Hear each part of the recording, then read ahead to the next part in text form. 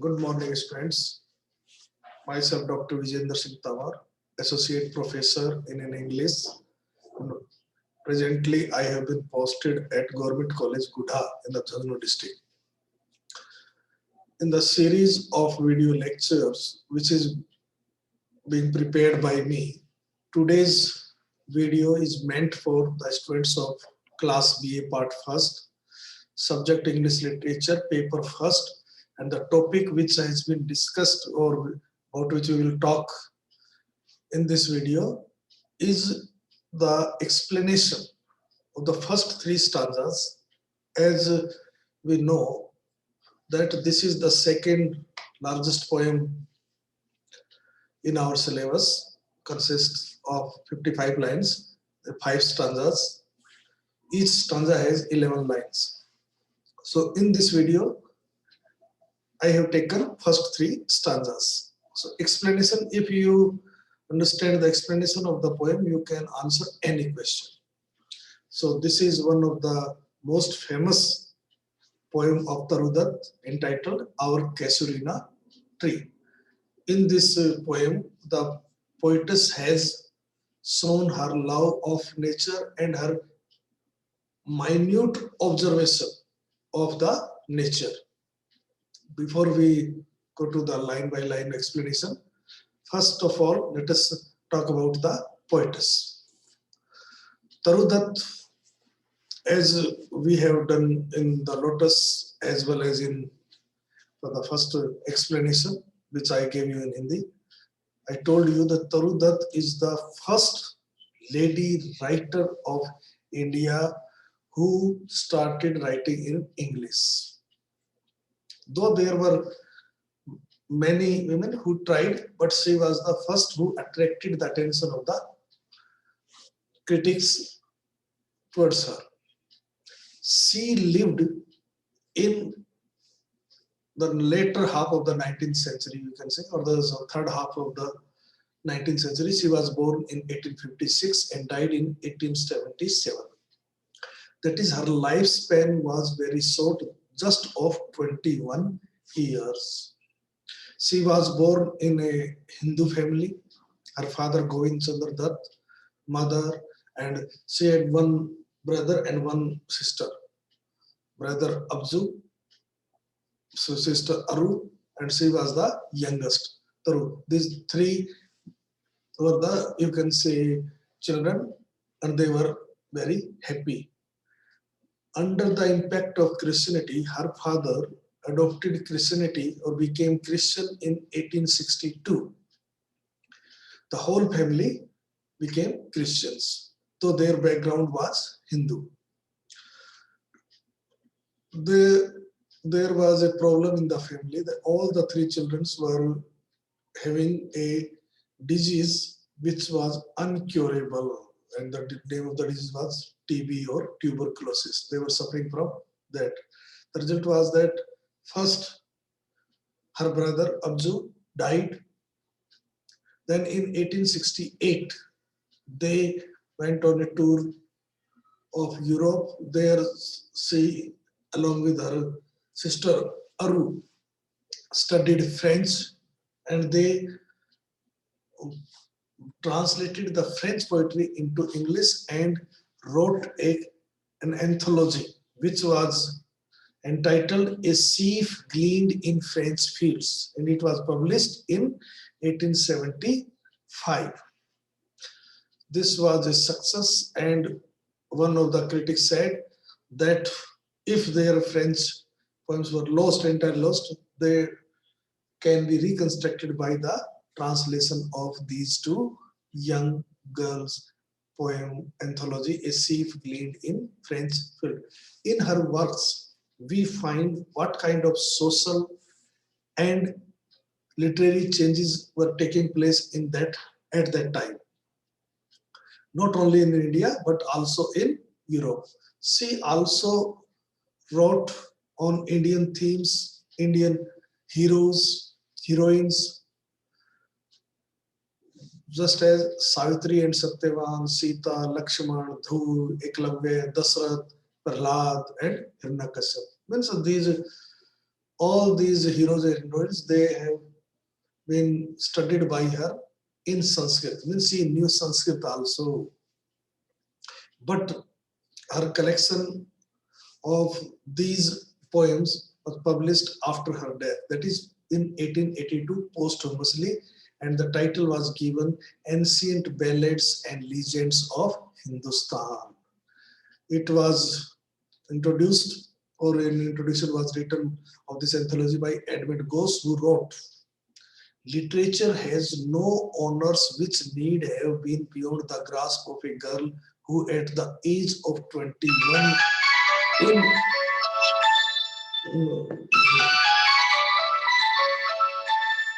means he wrote that she was a very talented writer, and every honor which is given to a literary person can be given to that girl because she lived just for 21 years and wrote in foreign languages, and her works were of everlasting worth. She also wrote novels. In short, Turdat was a poetess of the first order. Now about the poem. Our Casuarina tree is one of the most famous poems of Tarudat. It finds place in almost all the anthologies of Indo-Anglian poetry. Means wherever Indo-Anglian poetry is taught in any universities of the world, this poem is included in that anthology. It reveals the innate love the poetess had for nature, her minute observation. In this poem, she described the Casuarina tree in her garden house in Calcutta. To her, this tree stands as a symbol of time and eternity and is also a remembrance of her dead brother and sister. The poem shows that she was a keen observer of nature. She observed everything in nature minutely and then made a comment. Now let us come to the explanation line by line. As I told you, this is a very big poem. It consists of 5 stanzas of 11 lines each. So in this video, I have taken first three stanzas. So first stanza, let us take the first stanza. Like a huge python, huge means very big. Python is snake, heavy-bodied snake, non-venomous, what you called ajgar, winding, embracing, wrapping, round and round. The rugged means rough, not smooth, rough trunk stem of the tree, indented, divided with edged with a zigzag line. Sometimes we make some marks on the stem of a tree with scars on cut up to its very summit, so top near the stars. A creeper climbs. Creeper in ivy which climbs. Now I have taken up to here just to show you that in these 4 lines, the first is the simile, but the subject is here. A creeper climbs, subject and verb, and winding round. These comes afterwards. If you will start from here, you can understand that there is a stem or a big tree. The tree has a trunk, and the trunk is very rough, and it has certain notches and cut marks on it, and it is very high. It has gone up to the stars, means hyperbolic, up to that star, very high trunk, you can say. On this trunk, a creeper climbs, means is wrapped round and round like a huge python. The idea is the tree is very big, and the poetess has made very beautiful simile, use of beautiful simile as well as hyperbolic language. In whose embraces bound, embrace means wrapped, bound, no other tree could live. Means it such a creeper is such a very harmful that if there would have been any other tree, that would have died, that would have faded away. But gallantly, It's bravely. The giant, very huge size, you can say person, but here means the tree, wears the scarf. It is just like a fashion. It was wearing the creeper. And flowers are hung in crimson, very red cluster groups. All the both branches among. In all the branches, there are hanging some groups of flowers of red colors, whereon all day are gathered bird and bee. And in these flowers, there sit birds and bee throughout the day.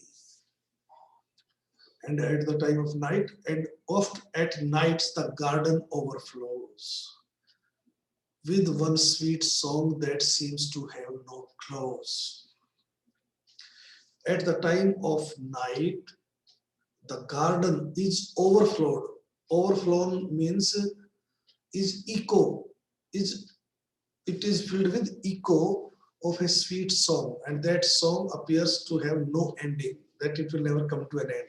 Sung darkly in the dark from our tree by some bird, maybe kokila, maybe quail or nightingale. It is sung by that bird when there is a darkness spread in the garden. While men repose but take rest. While men are sleeping. What the poet wants to say that he has described, sorry, she has described the tree from objective point of view. Means she has what she sees. It is objective description. The student should know that there are two kind of description: objective description and subjective. Objective means the poet describes what he or she sees, observes, and in subjective what he feels. He personally involved into that. We will find in the next stanzas subjective description also. Now let us try to know what we have so far read in this first poem, first stanza. The first stanza of our Casuarina tree begins with the image of the tree. Clear? The poet remembers the tree being wound by a creeper like a python, wrapped. There is a creeper that has wrapped the trunk of the tree. Its hold was too tight. It has clasped it very tightly and it had left the scar on the trunk, some mark on the trunk. The stem, the poet further states that no other tree would have sustained this hold, because it was such a hard grip that if there would have been any other tree, it would have faded away. For it is too strong. This tree, Casuarina tree, is very strong, but her tree dead. That is, her Casuarina tree sustained it, bore it bravely. Also, the giant, very big size, massiveness of the tree. The tree has proudly worn those scars like a scarf, just as our Lord Shiva wears snake in his, you can say, neck, around the neck. In the same way, there is this tree which has worn that creeper, representing its strength. To further describe its strength, the poet says it is filled with crimson flowers in every bough like a crown that invited birds and bees throughout the day. Often at night, when the poet could not sleep, she used to listen to the music that filled her garden as if it has no end. It will never come to an end, that music. We say the tree is compared like a huge python conveys the massiveness, bigness of the tree. Its grandeur is in its height and age. The rugged trunk indented deep with scars up to its very summit near the stars. The tree is a source of life and wears the scarf of creeper with Casuarina flowers. Birds and bees gather here, and the song of bird at night is endless and sweet. This is the first stanza. Now let us take up the second stanza.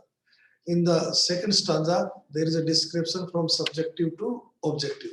When first my casement window is wide open thrown in the at dawn. Dawn means early morning. At the time of early morning, when the window of the poetess is opened, the first thing she sees is the Casuarina tree. So my eyes delighted on it rest. It means the tree. When she sees the tree early in the morning, she feels very happy. She becomes delighted. Now, other quality. Sometimes, and most in winter, generally in winter, on its crest, top of the here, top of the tree, a grey baboon. Baboon is a kind of monkey with a dog-shaped mouth.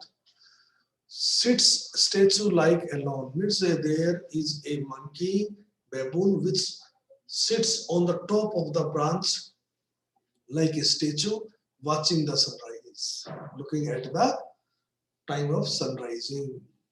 While on lower boughs, branching in the near under and in the branches of the tree, his puni small offspring children leap about and play.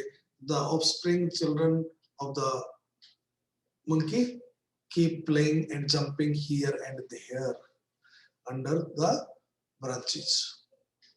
Her and far and near Kokilas hail the day, and the day is welcomed by the Kokila is a sweet singing bird like just like nightingale. And to their pastures, pasture grasslands, when go our sleepy cows, which are not fully awakened, they go for grazing in their grass grounds. And in the shadow on the broad tank cast, there is a tank near the Casuarina tree, and its shadow falls on the water of the tank. By that whole tree, or very old trees, it also is very very big, so beautiful and vast. The water lilies spring. There are grown water lilies on the surface of the water like snow mist, but they give the appearance as if there is a large amount of snow gathered there. Means it gives different image, but in reality they are water lilies.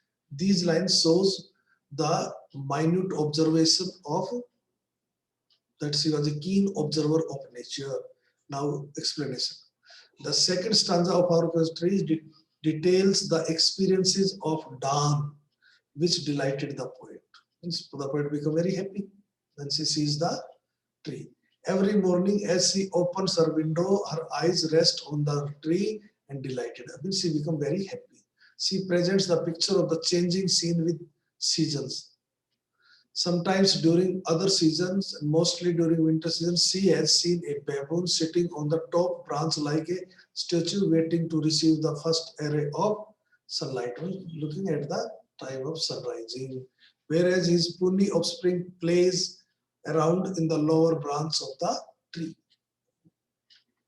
Along with this scenic beauty, the poet also experienced the kokila's welcoming note, means a sweet song sung by kokila to welcome the day. She has also observed the cows guided towards the pasture grasslands where they can go for grazing. The water lily spring under the shadow of the whole tree like gathered snow. If we make comments with what we say, this stanza moves from the objective description of the tree to the impact it has on the poem narrator, that is poet, whose eyes delighted on it rest. The power of observation, and the selection of the detail instill the poem with interest. It filled the poem with interest. There is a grey baboon sits alone like a statue. Its puny offspring leap about and play. The kokilas, that is nightingale, sweet singing birds, hailing the day near and far. The sleepy cows are walking under the tree through the meadow. And on the big tank in the garden, the massive tree is reflected. The blooming snow white water lilies make the scene more charming, more attractive. Now the third stanza. But not because of its magnificence, stateliness, beauty. Dear, very Loving is the Casuarina to my soul. The poetess, again the subjective approach. The poetess says that this Casuarina tree is very dear, is liked by her very much, not only because of its beauty, stateliness. The idea is she likes the tree because of its beauty as well as some other reasons. Now, the other reason also. One reason is because of its beauty. And beneath it, we have played. We means the poet, where she has become personal, poet and her brother and sister. They used to play under it. Though years may roll on past, though years have passed of sweet companions, she remembers her brother and sister, loved with love intense, whom she used to love intensely. For your sakes shall the tree be ever dear. For as the tree is associated with their memory, so it will remain always dear to the poet. Blend with your image, it shall arise. Suddenly she finds that she remembers the house she used to play with her brother and sister. Those pictures come into her eyes, and then she realizes that they are no more. They are dead. So tears starts falling from her eyes. So they become, we can say, dimly visible. It shall arise in memory till the hot tears blind mine eyes. Blind means started making them dimly visible and slowly not visible. Then the poetess says, what is that deeds like? The poetess feels that she is not only who is unhappy or sorrow stricken at the death of her brother and sister, but the tree is also grief stricken. She says, what is that dirge like? Dirge is the funeral song, like a murmur, very small, slow sound that I hear. She feels that as if the tree is also lamenting at the death of her brother and sister, and she can hear it like the sea breaking on a single beach. Single is a small and round stones which are usually found at the bank of river or sea, where the water waves strike and produces the sound. That kind of sound is heard by the poetess. It is the tree's lament. She feels it is the tree's expression of sorrow at the death of her brother and sister. And airy speech means very strange and frightening speech that happily, luckily by chance, to the unknown land may reach, where the souls go and we pay peace or pay our tribute to departed soul, there may reach.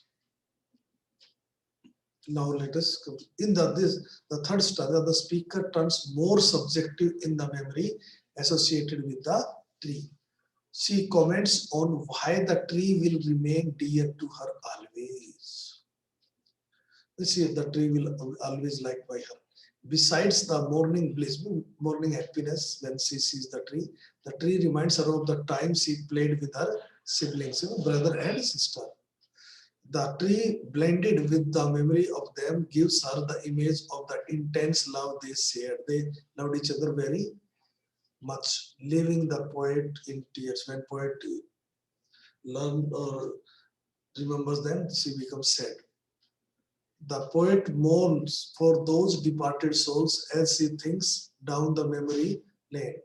And she imagines that the tree shares her loss, which she hears as dirge-like murmur resembling the waves breaking on a pebble beach.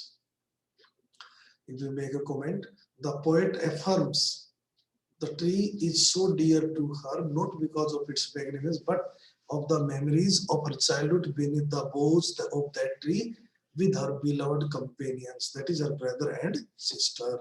It has been many years now, many years have passed. Still, she gets energy from her sweet childhood memories beneath the tree. The tree is ever dear to her and capable to fill her eyes with tears. Means she reminds and she is sorrow stricken. Many years passed, still she hear the murmur-like sound from the boughs of the tree like a sea breaks on pebbles in the bank. Yeah, it is the sad murmur from raised by its branches that may reach far off lands. that is to the unknown world where the souls go after death. Thank you very much.